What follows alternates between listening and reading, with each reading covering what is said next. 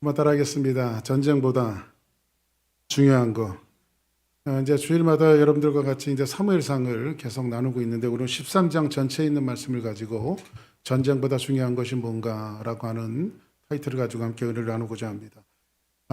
요즘에 이제 전쟁이 많이 일어납니다. 좀 약간 불안할 정도입니다. 이제 이란과 미국의 전쟁이 끝쳐졌는데 다시 더 격렬하게 전쟁이 가속화되어지고 있습니다.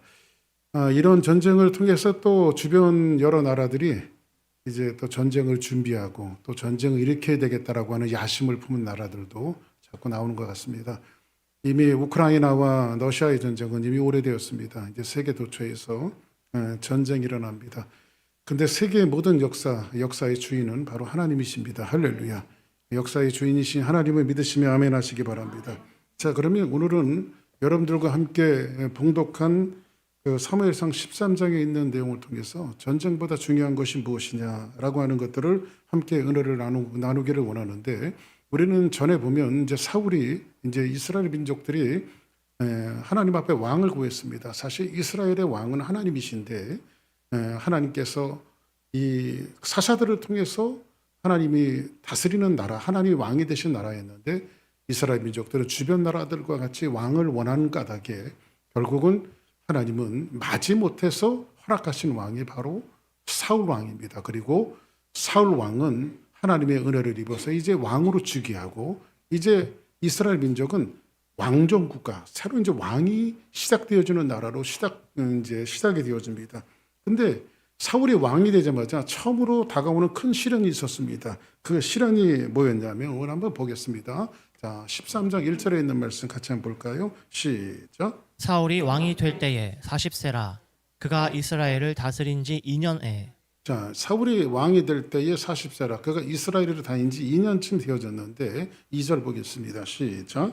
이스라엘 사람 3,000명을 택하여 그 중에서 2,000명은 자기와 함께 미막스와 베델산에 있게 하고 1,000명은 요나단과 함께 베냐민 기브아에 있게 하고 남은 백성은 각기 장막으로 보내니라. 자, 이 말이 무슨 말이냐면 이제 이스라엘 민족은 왕이 없었던 시대였는데 이제 사울 왕이 됐단 말이에요. 어쨌든 왕정 시대가 시작이 되어졌습니다. 근데 이제 국가적인 위기를 만납니다. 어떤 위기가 만났냐면 이스라엘 민족을 그렇게 괴롭혔던 블레셋과의 이제 전쟁이 일어나는 겁니다. 이제 이 블레셋이라고 하는 나라들 보면 이 역사적으로 보면 이스라엘 민족의 목덜미를 잡고 물고 늘어지는 나라들이 몇 나라가 있는데 그 대표적인 게 블레셋이에요. 이 블레셋. 그리고 우리가 이제 몇 주 전에 봤던 암몬과의 전쟁도 마찬가지입니다. 암몬. 그리고 모압이라든지 이런 나라들은 계속해서 이스라엘 민족을 목덜미를 잡고 괴롭히는 나라입니다. 그런데 이런 나라들의 역사들이 있어요. 무슨 역사들이 있냐면 블레셋은 어떤 역사를 갖고 있냐면 여호수아가 가나안 땅을 점령할 때 모든 것을 다 정복을 합니다. 그런데 변두리의 변방에 있는 조금 놔두는 것이 있었는데 그게 블레셋이었어요. 그냥 놔뒀어요. 저 정도는 뭐 존재 가치가 없겠지 하고 놔뒀는데, 왜냐하면 하나님께서 이스라엘 민족에게 말하기를 너희들은 가나안 땅에 들어가서 사람이든 짐승이든 하여튼 살아있는 건 다 죽여라. 하나님 말씀하셨거든요. 근데 블레셋에 있는 땅 변두리는 조금 놔뒀는데 그것이 존재감이 없었던 것들이 세월을 타고 역사를 타고 올라와서 이스라엘 민족을 괴롭히는, 역사적으로 그렇게, 그래서 제일 그 피크가 되어지는 것이 다윗과 골리앗의 전쟁 같은 거 아닙니까? 그래서 하나님께 순종하는 것이 얼마나 중요한가. 그 불순종의 대가가 블레셋이고요. 두 번째 이제 암몬과 모압 같은 경우도 마찬가지죠. 암몬과 모압은 아브라함의 조카였던 롯이 두 딸과 그 어떤 그 불륜의 관계로 낳은 그 민족들이, 하나는 모압 민족이고 하나는 암몬이라고 하는 나라입니다. 이렇게 역사적인 발자국들을 지나다 보면 불순종의 대가가 얼마나 중요한가. 그래서 여러분들, 사람은 심는 대로 걷게 돼 있습니다. 무엇을 심든지 그대로 걷게 돼 있어요. 여러분들이 평생 살아가면서 말도 선한 것을 심고 행동도 선한 것을 심고 생각도 선한 것을 심는 것이 얼마나 중요한지 몰라요. 왜냐하면 불순종이 낳은 결과는 결국은 역사를 통해서 역사의 흐름을 통해서 이스라엘의 목덜미를 잡는 것처럼 여러분들이 무엇을 심든지 간에 어떤 모습이 있든지 간에 여러분들이 잘못된 것을 심고 하나님 앞에 불순종한 것들을 심으면 결국은 인생의 그 모든 것들이 내 인생에 다가와서 내 목덜미를 물게 돼 있단 말이에요. 누구처럼? 블레셋처럼, 모압처럼, 암몬처럼 말이에요. 할렐루야. 그래서 여러분들은 하나님의 선한 것을 심기를 주의 이름으로 축복합니다. 자, 그러면 이 말이 무슨 말이냐면 사울이 이제 왕이 되어졌어요. 왕정 체제가 되어지다 보니까는요, 주변 나라들을 보니 이제 이스라엘 민족은 전쟁을 치를 때에 어떻게 전쟁을 치렀냐면요, 이렇게 민병대식으로 전쟁을 치렀어요. 전쟁이 일어났다 그러면 이스라엘의 12지파에게 민병대처럼 사람들을 쫙 모아갖고 전쟁을 치렀습니다. 그런데 주변 나라들을 보니까 상비군들이 있어요. 상비군들은 뭐냐면 그 정예의 국가의 군대란 말이에요. 지금 이스라엘 민족은 아직은 국가 체제가 별로 잘 이루어지지 않는 나라입니다. 이제 첫 번째 왕 사울이 됐으니까 알아요. 아직은 나라의 체제가 제대로 이루어지지 않는 상태입니다. 그때 사울이 가만히 보니 우리나라에도 위기가 닥치면, 전쟁의 위기가 닥치면 바로 전쟁에 투입할 수 있는 그 상비군이 있었으면 좋겠다 해갖고 상비군을 꾸렸는데 상비군을 꾸렸는데 성경에 보니까 이렇게 말하죠. 이스라엘 사람 3,000명을 택하여 그 중에 2,000명은 자기와 함께 해가고. 그러니까 상비군이 몇 명이에요 지금? 한번 따라하겠어요. 3,000명.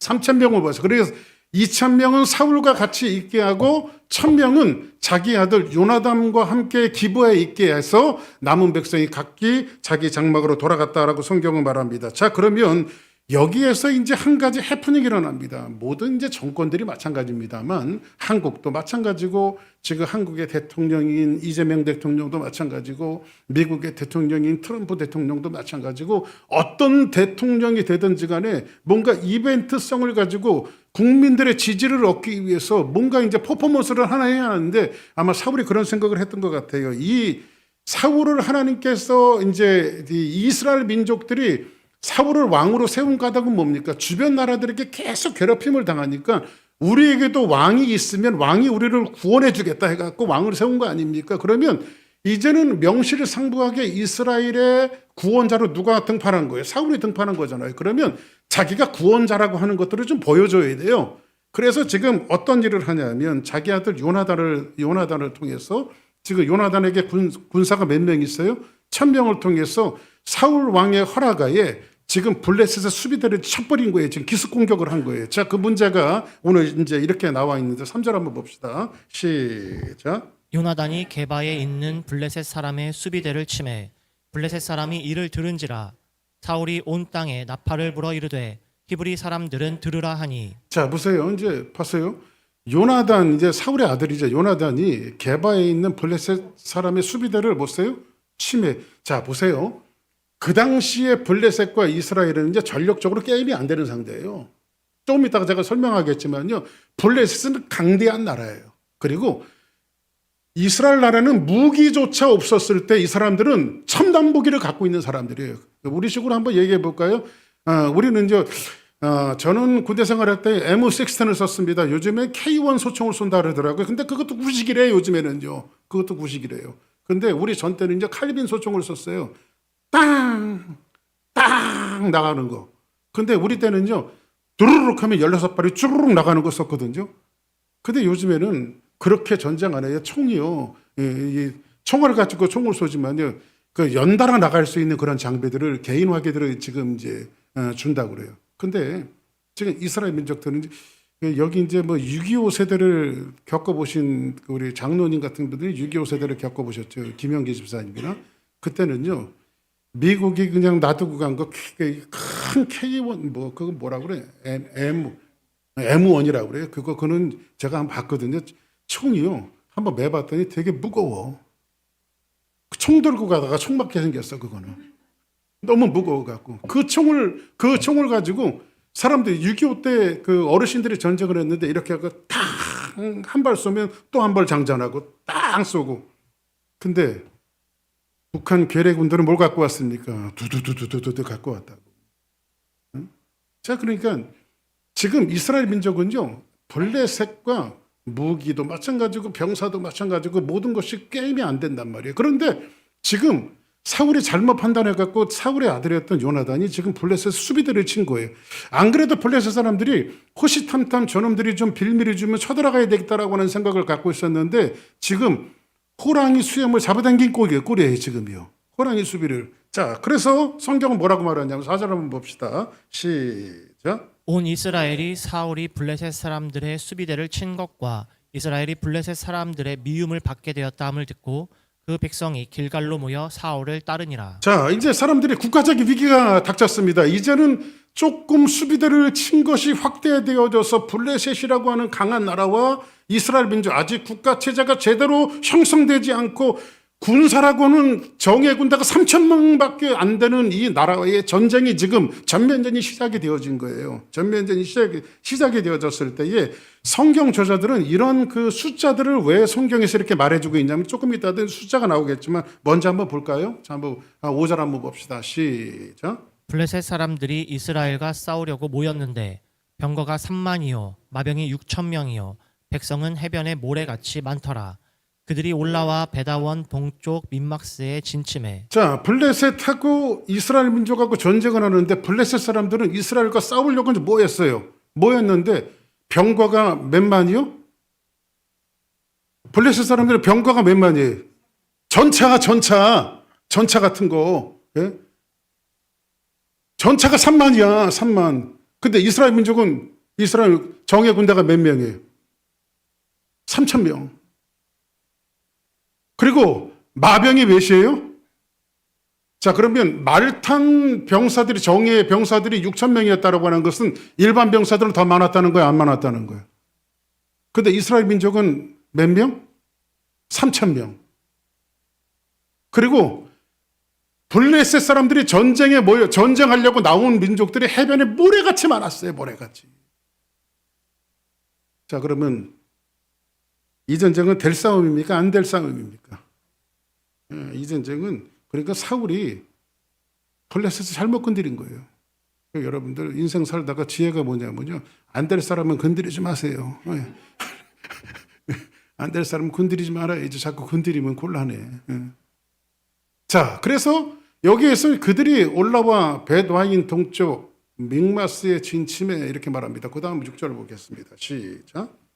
사람들이 위급함을 보고 절박하여 굴과 수풀과 바위 틈과 인물한 곳과 웅덩이에 숨으며. 그 다음 7절 시작. 어떤 히브리 사람들은 요단을 건너 갓과 길르앗 땅으로 가되 사울은 아직 길갈에 있고 그를 따른 모든 백성은 떨더라. 자, 여긴 세 가지 이제 그 6절과 7절에 세 가지 단어가 있는데 이스라엘 민족이 블레셋과 이제 전면전입니다. 전면전인데 이스라엘 민족의 태도입니다. 세 가지 단어로 딱 구분하고 있는데 하나는 절박했어요.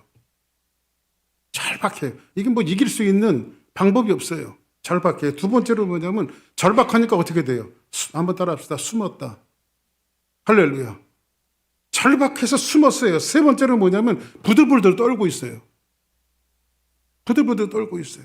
자, 이런 사실 앞에서 백성들이 공포에 지금 몰려 있습니다. 자, 그러면 아까도 말씀드렸다시피 이스라엘 민족은 군사라고 해봤자 전부 다 몇 명? 3,000명. 근데 블레셋 사람들은 마병이 3만이요? 병과가 3만이요? 마병을 가진 자가 6천이요? 그리고 병사들은 모래알처럼 많은 이런 그 숫자적인 것들을 성경에서 말씀해주고 있는 것은 이제 이따가 결론에 말씀드리겠지만은 이 전쟁은 여차저차해서 이스라엘 민족이 이깁니다. 그러면 성경에서 이런 숫자들을 굳이 밝혀놓고 있는 이유가 있어요. 그것은 뭐냐면 구원이 어디로부터 오느냐 이거죠. 게임도 안 되는 이 싸움 속에서 구원은 어디로부터 오냐 이거죠. 그래서 예를 들어서 숫자를 보면 예수님께서 물고기 2마리와 보리떡 5개로 5,000명을 먹이십니다.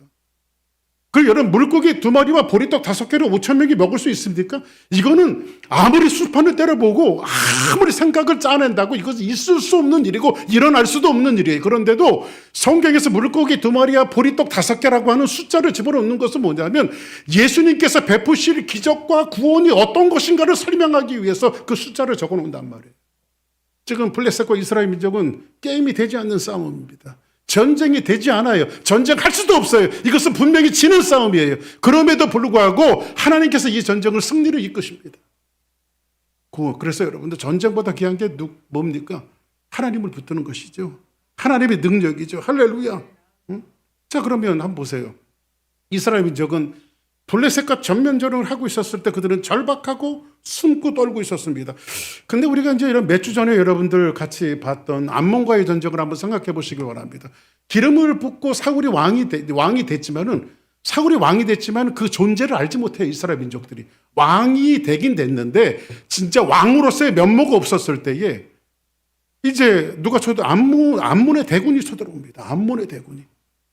그 암몬과의 전쟁도 블레셋과의 전쟁과도 비교되지 못할 정도로 암몬의 어떤 전력이 굉장히 뛰어나고 이스라엘 민족과 암몬의 전쟁은 이게 보나마나 그냥 이스라엘 민족이 지는 그러한 전쟁이었어요.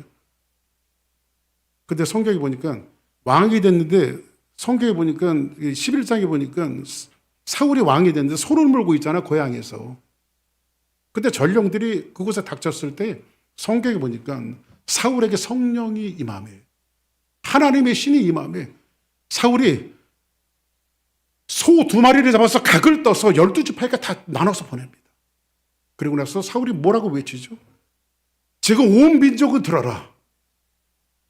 지금 나와 사무엘을 따르지 않는 자들은 이 소와 각을 뜬 것 같이 너희 민족에게 다 그렇게 하겠다. 그때 이스라엘 민족들이 전쟁하러 모인 민족이 얼마나 되는지 말씀드렸죠. 60만의 유다 지파 3만, 63만 명이 모였어요. 자, 그러면 이렇게 한번 생각해 보자고요. 블레셋, 지금 현재 오늘 13장의 블레셋과의 전쟁과 11장에서의 암몬 전쟁, 이스라엘 민족도 똑같고 맞닥뜨린 환경도 똑같고 모든 환경이 다 같습니다.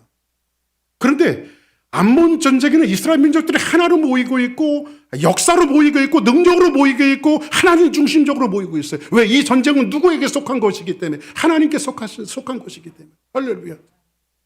지금 왕도 똑같습니다. 근데 지금 이 블레셋과의 전쟁은 이스라엘 민족이 떨고 있어요. 숨고 있어요. 절박해 있어요. 똑같은 전쟁이고 환경을 갖던데, 근데 왜 암몬과의 전쟁은 담대하게 해서 이기고 지금 블레셋과의 전쟁 속에서는 이스라엘 민족이 피하고 숨고 떨고 있을까요? 차이는 딱 한 가지밖에 없죠. 하나님의 신이 임하느냐, 하나님의 신이 없느냐.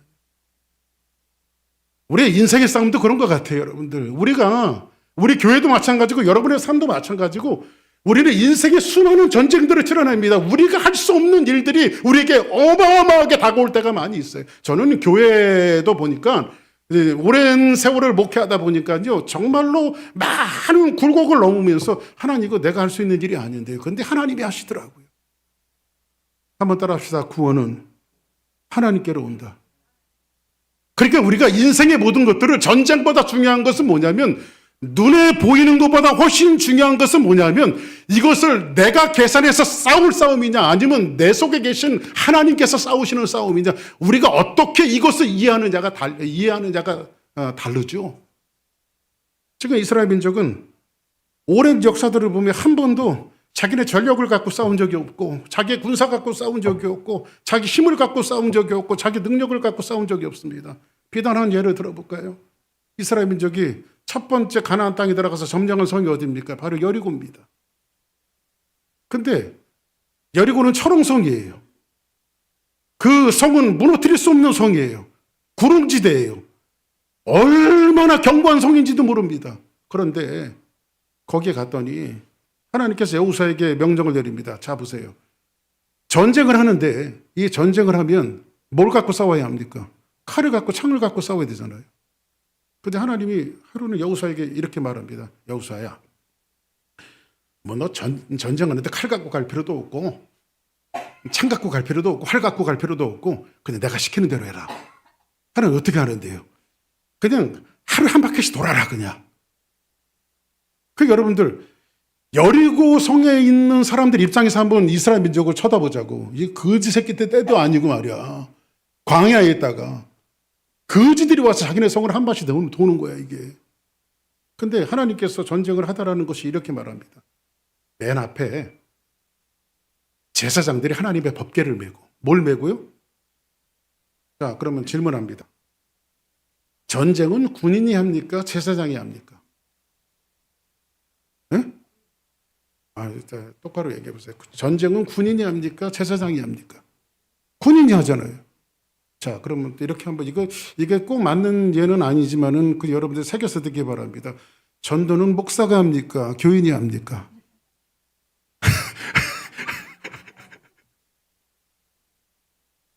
옆에 분들하고 인사하세요. 내가 하자. 시작. 할렐루야. 내가 해야 돼. 내가. 응. 자, 그런데 지금 전쟁은 군인이 해야 되는데 하나님이 지금 맨 선봉장으로 누구를 앞세우고 있어요? 제사장들을 앞세우고 있어요. 여리고 성읍을 점령할 때 제사장들 법궤를 맨 거예요. 그리고 그 뒤에는요, 나팔을 불고 제사장들이 나팔을 불고 막 행진을 합니다. 나팔을.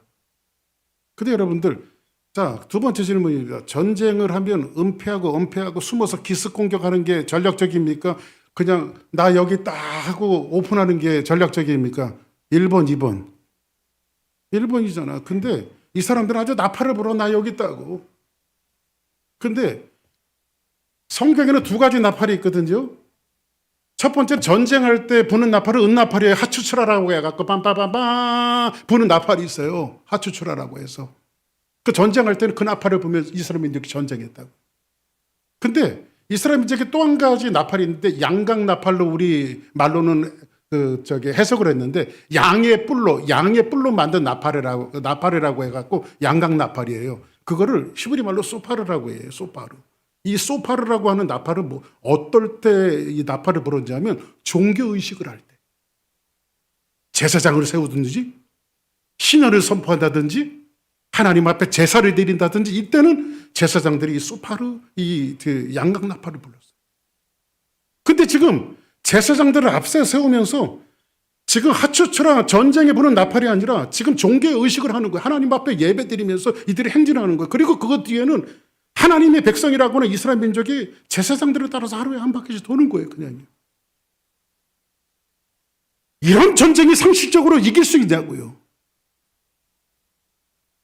아무리 우리가 계산을 해도 이런 전쟁이 우리가 이길 수 있는 구조냐고요. 아무리 고대 시대 때라 할지라도 하나님이 좀 땡겨갖고 탱크라도 한 대 주시든지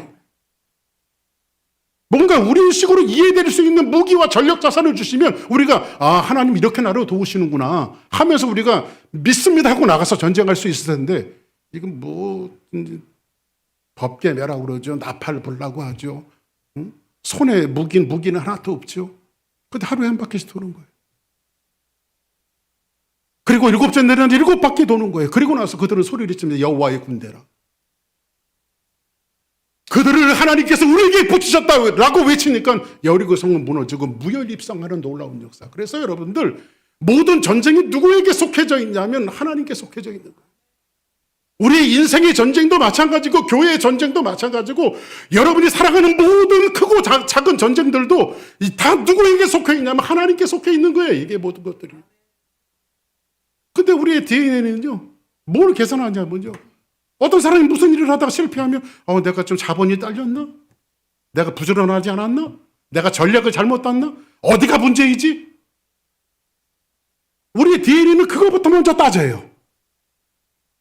근데 하나님이 원하시는 것은 그런 것이 아니라 믿는 사람과 믿지 않는 사람의 차이점이 뭔지 아십니까? 우리는 그곳에서 찾는 것이 아니라 하나님, 내가 이 전쟁을 하나님의 전쟁으로 이해했나요? 하나님의 전쟁으로 이해하지 않았나요? 내가 하나님 앞에 순종하면서 걸어가는 길인가요? 아니면 순종하지 않는 길인가요? 이것을 먼저 따져야 하는데 그래서 여러분들 우리는 뭔가 힘들고 어려울 때 뭘 제일 먼저 합니까? 저 같은 경우는 그래요. 뭐가 좀 힘들고 어려우면 하나님 이놈이 잘못했습니다. 뭐가 좀 잘못한 것이 있으면 깨닫게 해주세요. 응? 그래서 먼저 우리는 뭐부터 하죠? 회개부터 하죠. 회개부터. 근데 지금 사울 한번 보시기 바랍니다. 지금 이 전쟁을 자기 수판으로 자기 생각으로 하고 있는 전쟁인 것을 말하고 있어요. 이 사람이 이제 어떤 실수를 하냐면요. 여기에 이제 이렇게 전쟁에 대한 기사를 나가다가 갑자기 전쟁이라고 하는 기사가 딱 끝쳐요. 그리고 샌드위치처럼 뭔가 하나의 스토리를 집어넣어요. 사무엘 기자가 뭔가 스토리를 하나 집어넣는데 그 스토리가 무슨 스토리냐면 이제 신학적인 문제예요. 신앙적인 문제를 이야기하고 있는데 사울이 왜 이 전쟁에서 잘못되어졌는가를 성경은 말하고 있는데 한번 봅시다. 8절 한번 볼까요? 자, 시작. 사울은 사무엘이 정한 기한대로 이레 동안을 기다렸으나 사무엘이 길갈로 오지 아니하매 백성이 사울에게서 흩어지는지라. 자 보세요. 이 말이 무슨 말이냐면 갑자기 전쟁에 대한 이야기를 하다가 사무엘이 정한 기한대로 이제 이스라엘 민족들은 전쟁하기 위해서 제사장 하나님의 선지자가 와서 먼저 하나님 이 전쟁을 승리하게 하옵소서 하나님 예배를 드려줘야 돼요. 누가 와서요? 지금 사울이 아니라 사무엘이 와서 하나님의 선지자였던 사무엘이 와서 이 제사를 드려줘야 돼요. 예배를 드려줘야 되는데 기다렸으나 사무엘이 길갈로 오지 아니하며 사무엘이 아무리 기다려도 오는 거예요. 전쟁 빨리빨리 해야 되는데 지금 저 앞에는 블레셋 민족들이 지금 병사들이 있고 언제 쳐들어올지 모르는데 빨리 예배드리고 전쟁을 치러야 되는데 지금 누가 오지 않아요? 사무엘이 오지 않는 거예요. 사무엘이 오지 않는 거예요. 오지 않냐면 백성이 사울에게서 흩어진지라 큰일 났어요. 그나마 모아놨던 사람들도 다 흩어져 버리네. 그러니까 여러분들 좀 이렇게 표현해서 좀 죄송합니다. 여러분들의 이해를 돕고자 아주 똥줄이 타는 거예요 지금. 누가? 사울이. 그렇죠? 아주 애간장이 녹는 겁니다. 애간장이. 자, 그다음 9절 한번 볼까요? 자, 그러면 이제 어떤 신학적 잘못을 하는지 한번 봅시다. 이 사울이 얼마나 잘못된 길을 걸어가는지 한번 봅시다. 시작. 사울이 이르되 번제와 화목 제물을 이리로 가져오라 하여 번제를 드렸더니. 지금 사무엘이 드려야 할 예배를 누가 먼저 드리고 있습니까? 이제 급하죠. 앞에는 블레셋 사람이 기다리고 있죠. 전쟁을 치러야 되죠. 얼마 있으면 이 민족이 다 멸망을 당하겠죠. 그러니까는 사울이 이르되 야 번제물을 갖고 와라. 그래서 사무엘을 대신해서 지금 사울이 화목제로 하나님 앞에 번제를 드려요. 그리고 이것은 뭐냐면 정확하게 이야기해서 신학적 잘못입니다. 그래서 여러분들 교회는요. 여러분들이 평생 살아가면서 제일 중요한 것은 뭐냐면 우리 주사랑교회 성도들은 하나님의 말씀을 바라보는 눈들이 열려지길 바랍니다. 여러분들이 성경을 잘못 해석하고 그래서 성경을 잘 해석하라고 목사가 필요한 거야. 그러니까 내 마음대로 해석하지 말고 내가 보고 만들지 말고 모르는 거 있으면 저한테 가지고 오세요. 제가 잘 해석해 드릴 테니까. 자기적으로 해석하니까 이단들이 나오는 거잖아요. 그렇죠? 지금 사울은 자기가 뭘 잘못하는지조차도 몰라요. 그냥 급하니까 자기가 예배 드리는 거예요. 누가 예배 드려야 되는데? 사무엘이 와서 예배 드려야 돼요. 그러니까 이렇게 신학적인 잘못이 이루어지니까 이게 어디로 연결되는 신앙적인 잘못으로 연결돼요. 왜냐하면 잘못되니까 이단되는 거야. 그렇죠? 그리고 신앙적인 잘못이 만들어지니까 인생의 파멸로 가게 돼요. 결국은 사울의 왕국은 쓰지 못하고 멸망하고 결국은 맨 마지막에 사울의 인생이 자결과도 같은 아주 비참한 인생으로 마지막을 맞이하잖아요. 그것이 인생의 파멸이 될 수 있다는 겁니다. 뭐 때문에? 신앙적인 조그만 잘못 하나 때문에. 그래서 여러분들 작은 것 하나라도 여러분들 소홀히 여기지 않기를 주의 이름으로 축복합니다. 할렐루야. 사람은 아까도 말씀드렸지만 무엇을 심든지 그대로 거두게 되어 있어요. 어떤 것을 심든지. 그리고 나서 한번 볼까요? 자, 10절 한번 봅시다. 번제를 드리기를 마치자 사무엘이 온지라 사울이 나가 맞으며 무난하매. 자, 보세요. 저는요, 솔직히 사울이 훨씬 더 이해가 돼요. 왜냐면 급하니까 그렇게 할 수도 있지. 근데 사무엘은 좀 이해가 안 돼요. 원래는 좀 빨리 오지. 아니 늦게 오긴 지가 늦게 오고 그잖아요. 번제 드리기를 마치자 바깥에서 요놈 예배 드리나 안 드리나 한번 보자 하고 있다가 마치자마자 딱 들어오잖아요. 그죠? 진짜 얄미워요. 그죠? 사무엘이 온지라 사울이 나가 맞으며 무난하며 무난했다라고 하는 말씀이 성경에 보면 풋노트 1번이 돼 있는데 사무엘을 축복하며 맞이했다는 거예요. 늦게라도 사무엘이 오니까 사울이 너무 반가웠던 것 같아요.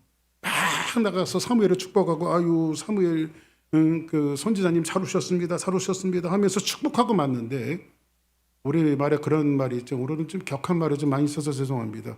방귀 낀 놈이 성낸다고.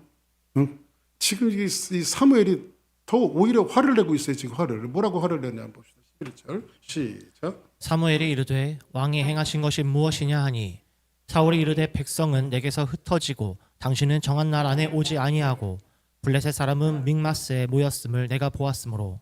자 보세요. 사무엘이 뭐라고 말하냐면 사울에게 네가 행한 것이 무엇이냐, 왕이 행한 것이 무엇이냐. 사울이 이르되, 그래서 사울이 변명을 합니다. 이르되 백성이 내게서 흩어지고 당신은 오지 않고, 그래서 내가 블레셋 사람들이 믹마스에 모여서 지금 이 전쟁을 치러야 되는데 그래서 내가 할 수 없이 제사를 드렸습니다. 지금 이 사울은 이제 자기가 무엇을 쓸 수 있는지 몰라요. 지금 자기가 사울이 예배를 됐다라고 하는 것은 뭐냐면 자기 마음이 높아진 거예요. 제가요, 처음에 이제 91년도 목회를 시작했습니다. 91년도 담임 목회를 시작했으니까 꽤 오래됐죠. 근데 이제 처음에는 제가 목회 시작한 데가 이제 총각으로 어느 교회에서 저한테 청빙이 와갖고 혼자 몸으로 갔는데, 그 교회를 이제 시골교회에서 목회를 하는데 그 교회가 구조가 좀 이상해요. 그 사람들이 어떻게, 저희 어머니가 그때 기도원을 하셨으니까 기도원에 이제 올라왔던 분들이 자기네 교회가 목회자가 없으니까, 그때 제가 전도사 때인데 전사님 와서 예배 드려주면 안 됩니까? 해갖고 그때 이제 제가 영동포 교회를 섬기고 있었을 때인데 영동포 교회 목사님은 그랬습니다. 야, 가지 말아라. 거기 절대 가면 안 된다. 그러면서 하시는 말씀이, 한 번 시골로 가면 시골로 돈다. 그러니까 박 목사는 도시 목회 스타일이니까 아시겠어요? 그 목사님이 저를 도시 목회 스타일로 봤어. 도시 목회 스타일 절대 시골로 가지 말라고 그 목사님이 저한테 말씀을 하셨어요. 그런데 자꾸 기도하면 하나님께서 내 잃어버린 백성들을 찾아주지 않겠나. 이게 너무 강렬하게 와갖고 제가 그냥 그 이불 보따리 하나 싸들고 그냥 덮는 이불만 갖고 제가 그 교회로 들어갔습니다. 그때 갔더니요, 교인 구조가 되게 이상하게 돼 있어. 간판은 침례교라고 해갖고 하는데 거기 갔더니 8가정이 있는데, 교인이 8가정이 있는데 침례교 2가정, 순복음교회 1가정, 장로교 2가정, 성결교 1가정, 구세군도 있더라고. 구세군도. 그런데 그때 갔더니요, 제가 오기 전에는요, 거기 이제 그 교회 집사님들이 목회자가 없으니까 집사님들 돌아가면서 설교를 하고 있었던 거예요. 그래서 이제 저보고 이제 빨리 와서 말씀도 전해주시고 그래갖고 제가 갔더니, 내 이름도 요즘 방송에 나가서 이름 막 괜찮아, 오화석 집사라고 하는 분이 있었는데, 이분이 저는 20대 그때의 가장 어린 사람이 56살 그 교회. 근데 오화석 집사님 60대 초반인데 집사님이 돌아가면서 설교를 하고 있었던 거예요. 그런데 제가 이제 급하게 와달라 그래서 주일날 이제 가서 설교를 하려고 그랬더니, 설교를 이제 말씀을 이제 예배를 인도하려고 제가 처음 가는 거예요. 처음 그 교회를 갔는데 그 집사님이나 오학사 집사님도 모르는데 딸따름하게 앉아 계신 거예요. 그래서 저분이 나한테 시험이 들었는데 왜 그러지? 내가 처음 보는 건데 왜 그러지? 그때 예배 시간에 중간에 그러는 거예요. 전사님, 네, 그러더니 오늘은 내가 설교할 차례인데 왜 당신이 거기에 앉아 있냐는 거예요. 서 있냐는 거예요. 오늘은 내가 설교할 차례인데. 아니, 목회다 별걸 다 봐요. 아니, 목회자가 왔으면 목회자가 설교를 해야지. 그러니까 여러분들은 절대 그런 짓 하지 말기 바랍니다. 지금 사울이 자기가 무슨 잘못을 하고 있는지 모르는 거예요. 지금 신학적인 오류를 범하는 거예요. 지금 자기 마음이 높아진 거예요. 자기가 예배를 진리할 수 있다라고 생각을 했던 거예요. 근데 이것이 결국은 신앙적인 잘못이 되어지고, 이 신앙적인 잘못은 결국은 이 얘기는 전쟁에 승리하느냐 안 승리하느냐 이게 아니고, 결국은 맨 마지막에 전쟁은 하나님이 승리하게 하세요. 이 전쟁은 누가 승리하게 하냐면 이스라엘의 전력과 작전과 힘과 능력이 이 전쟁을 승리하게 하는 것이 아니라 하나님이 승리하게 하세요. 근데 지금 이것은 뭐냐면 사울의 왕국이 세워지느냐 안 세워지느냐 하나님의 테스트예요. 우리의 인생의 삶을 살아가다 보면요, 하나님이 우리를 다뤄놓을 때가 있어요. 그죠? 성경에도 그런 얘기겠죠. 메네메네 되게 우바르시. 하나님의 저울에 달아서 미달된 자들이 얼마나 많은지 몰라요. 하나님이 우리의 인생을 다뤄볼 때가 있어요. 근데 항상 이상 미달되어지는 사람이 있어서 결국은 파멸과 그리고 맨 마지막에 멸망으로 이끌어가는 사람들이 얼마나 많은지 몰라요. 그래서 여러분들 하나님이 테스트할 때 여러분들 지혜로 깨닫길 바랍니다. 이것을 잘 극복하면 사울의 왕국이 세워졌을 텐데 지금 사울의 왕국은 이것으로 인해서 끝장이랍니다. 어떻게 되는지 볼까요? 13절 보겠습니다. 시작. 사무엘이 사울에게 이르되 왕이 망령되이 행하였도다. 왕이 왕의 하나님 여호와께서 왕에게 내리신 명령을 지키지 아니하였도다. 그리하였더라면 여호와께서 이스라엘 위에 왕의 나라를 영원히 세우셨을 것이거늘. 왕에게 내리신 명령을 누가? 여호와께서 왕에게 내리신 명령이라고 하는 말을 히브리 말로 미츠바라고 하는 말로 쓰여졌는데 이 미츠바는 뭐냐면 이스라엘 민족의 두 가지 큰 슬로건이 하나 있습니다. 그 두 가지 큰 슬로건이 뭐냐면 아침에도 제가 생각나서 말씀드렸지만은 이 옛날에 일본 사람들이 천황폐하하면 딱 이렇게 천황함이 영화에도 많이 보셨죠? 나는 해본 적은 없습니다. 영화에서 그러더라고. 천황폐하하면 딱 해요. 근데 이스라엘 민족을 꼿꼿하게 세우는 두 가지 단어가 있는데 하나는 율법이고 하나는 선지자예요. 그런데 성경은 정확하게 여호와께서 왕에게 내리신 명령, 이 명령이 바로 율법적인 명령이에요. 하나님의 명령. 하나님의 명령을 지키지 아니하였도다. 여러분들 전쟁보다 중요한 것이 뭔지 아십니까? 눈에 보이는 전쟁보다 훨씬 더 중요한 것은 하나님이 내리신 명령이고 하나님의 말씀이에요.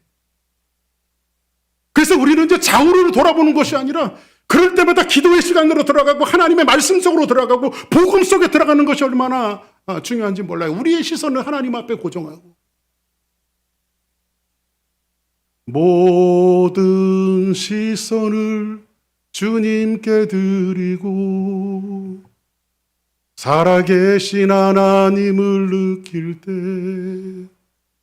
세상은 주의 나라가 되고 하나님이 일하기 시작하네. 할렐루야. 계산하는 것이 아니라 좌우를 바라보는 것이 아니라 하나님을 바라봐야 돼요. 여러분이 고단하고 힘든 삶이 있을 때마다 어려운 삶이 있을 때마다 하나님 말씀 속으로 더 들어가십시오.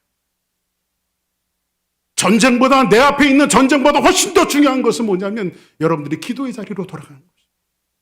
하나님의 말씀을 보는 자리로 돌아갈 때 거기에 진짜 승리가 있는 거예요. 근데 지금 사울은 망령되이 행합니다. 하나님의 명령을 지키지 않습니다. 14절 보겠습니다. 시작. 지금은 왕의 나라가 길지 못할 것이라. 여호와께서 왕에게 명령하신 바를 왕이 지키지 아니하였으므로 여호와께서 그의 마음에 맞는 사람을 구하여 여호와께서 그를 그의 백성의 지도자로 삼으셨으니라 하고. 망령되이 행하셨습니다. 이렇게 말합니다. 망령되이 행하셨습니다. 그리고 여호와께서 그를 그의 백성 지도자로 삼으셨느니라. 누가? 그 마음에 맞는 사람. 그 마음에 맞는 사람 누구죠? 앞으로 지금은 등장하지 않았지만 나타날 다윗을 이야기합니다. 표면상으로는 사울이 왕이에요. 그러나 하나님의 촛대는 옮겨졌습니다. 표면상으로는 주사랑교회가 교회예요. 그런데 여러분이 촛대가 옮겨져서는 안 돼요. 할렐루야. 하나님의 부흥의 촛대도 옮겨져서 안 되고 하나님이 일하시는 촛대가 옮겨져서도 안 돼요. 할렐루야. 하나님의 촛대를 붙들고 있는 사람이 축복된 사람인지 믿기를 주의 이름으로 축복합니다. 사울이 무엇을 잘못했는지를 알았습니다. 그럼 다시 전쟁 이야기를 한번 돌아가 보자고요. 자, 전쟁 이야기입니다. 15절 보겠습니다. 시작. 사무엘이 일어나 길갈에서 떠나 베냐민 기브아로 올라가니라. 사울이 자기와 함께한 백성의 수를 세어보니 600명 가량이라. 호되게 야단을 쳤던 사무엘은 다시 떠나버리고 이제 사울이 자기와 함께한 병사들 백성들을 세어보니까 몇 명 남았어? 3,000명 중에서도 몇 명? 아이고야 600명밖에 안 남았어. 저긴 그대로 있는데 600명하고 게임이 될까요 안 될까요? 자, 그때 한번 16절 볼까요? 시작. 사울과 그의 아들 요나단과 그들과 함께한 백성은 베냐민 게바에 있고 블레셋 사람들은 믹마스에 진쳤더니. 블레셋 사람들은 견고하게 아주 진치고 있습니다. 근데 노략군들이 이렇게 말합니다. 노략군들은 뭐냐면 이스라엘 주변에 있는 나라들은 전부 다 노략군들이었어요. 이 사람들이 나라를 쳐들어와서 땅을 점령하는 것이 아니라 농사 잘 지어놓으면 이제 창고에서 곡식만 털어가는 거예요. 이 사람들이. 그래서 노략군이라고 말한 거예요. 노략군들이. 세대로 블레셋 사람들의 진영에서 나와서 한 대는 오브라 길을 따라서 수알 땅까지 이르렀고, 그 다음 볼까요? 시작. 한 대는 베토론 길로 향하였고 한대는 광야 쪽으로 스보임 골짜기에 내려다 보이는 지역길로 향하였더라. 자, 이렇게 돼서 19절 봅시다. 시작. 그때에 이스라엘 온 땅에 철공이 없었으니 이는 블레셋 사람들이 말하기를 히브리 사람이 칼이나 창을 만들까 두렵다 하였음이라. 자, 이 말이 무슨 말이냐면 지금 블레셋 사람들 철기 문화를 갖고 있어요. 지금 우리 식으로 얘기하면 핵을 갖고 있단 말이에요. 지금. 근데 이스라엘 사람들은 뭐예요? 철기 문화가 아니에요. 핵이 없어. 지금이요. 그러니까 게임이 안 된다라고 하는 것들을 보여주고 있는 거예요. 그 다음 20절 시작. 보습이나 삽이나 도끼나 괭이를 버리려면 블레셋 사람들에게로 내려갔었는데 그러니까 이스라엘 사람들 무기는 뭐예요? 삽, 괭이, 도끼 이런 거야. 아, 무슨 조폭도 아니고 무슨 도끼를 갖고. 그치요? 그 다음 21절 보겠습니다. 시작. 곧 그들이 괭이나 삽이나 쇠스랑이나 도끼나 쇠채찍이 무디일 때에 그리하였으므로. 자, 그럼 이스라엘 사람들이 가져오는 것은 누구만 갖고 있었습니까? 자, 봅시다. 22절 시작. 싸우는 날에 사울과 요나단과 함께한 백성의 손에는 칼이나 창이 없고 오직 사울과 그의 아들 요나단에게만 있었더라. 누구에게만 있어요? 사울과 요나단에게만 칼이 있고 그 백성들은 괭이 들고 삽 들고 도끼 들고 나가서 전쟁을 하는 거예요. 그것도 몇 명밖에 안 남았어요? 600명밖에 안 남았어. 이 전쟁은 이길까요? 못 이길까요? 한번 따라합시다. 당연히 진다. 한번 따라서 하세요. 당연히 진다. 근데 미리 땡겨서 한번 볼게요. 14장에서 뭐라고 기록하고 있냐. 이렇게 기록하고 있습니다. 이 전쟁을. 시작. 여호와께서 그날에 이스라엘을 구원하심으로 전쟁이 베다웬을 지나니라. 여호와께서 그날에 이스라엘을 구원하심으로. 여호와께서 그날에 이스라엘을 구원하심으로. 전쟁이 베다인을 지나니라. 이 전쟁은 누가 이겼다는 거예요? 600명밖에 안 됐던 이스라엘. 병거가 3만이며 마병이 6천이요 모래알처럼 많은 군대들을 거느린 블레셋을 누가 이깁니까? 이스라엘이 이긴 것이 아니라 하나님이 여호와께서 이스라엘 민족에게 구원을 베푸셨어요. 사랑하는 여러분, 우리는 인생을 살아가면서 말도 안 되는 싸움을 싸울 때가 있습니다. 이 전쟁은 분명히 지는 전쟁이라고 우리가 낙심할 때가 있습니다. 이 말씀이 저와 여러분들에게 주시는 교훈이 뭔지 아십니까? 누구를 의지하라고? 구원은 여호와께 있다. 할렐루야. 모든 전쟁은 하나님이 싸우신다. 그래서 여러분 전쟁보다 훨씬 더 중요한 것은 바로 하나님. 나에게 역사하시고 인도하시는 하나님.